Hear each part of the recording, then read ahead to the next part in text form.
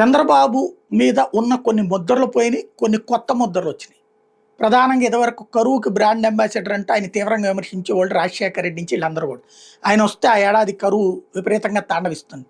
Last year కూడా కరువు వచ్చేటప్పటికి అదే పాయింట్ని వైసీపీ వాళ్ళు మాట్లాడారు. కాకపోతే మీడియా ఎక్కువగా ఎక్స్పోజ్ చేయలేదు రాష్ట్రంలో ఉన్న భయానక వాతావరణం భయపడుతున్నటువంటి దృష్ట్యా. బట్ జగన్ లాంటి వాడు ఎక్కువగా మాట్లాడేది, కానీ చిన్న చిన్న నాయకులు ఎవరు మాట్లాడేసి తర్వాత వాళ్ళు కూడా సైలెంట్ అయిపోయారు. మళ్ళీ తర్వాత ఏమన్నా ఇబ్బంది అవుద్దామని. బట్ ఆ పాయింట్ని సోషల్ మీడియాలో రైజ్ చేసుకొచ్చారు, కరువు బాగా వచ్చాడు కాబట్టి. కానీ ఈ దఫా నైరుతి ఋతుపవనాలు ముందే వచ్చేస్తున్నాయట, వర్షాలు ఇప్పుడే వచ్చేసినాయి, ఎండాకాలంలోనే వర్షాలు ప్రారంభమైపోయినాయి. ఇక కరువు లాంటి ముద్ర ఉండకపోవచ్చు, ఎందుకంటే సకాలంలో వర్షాలు పడటం, ఇన్ టైం వర్షాలు అన్నటువంటిది.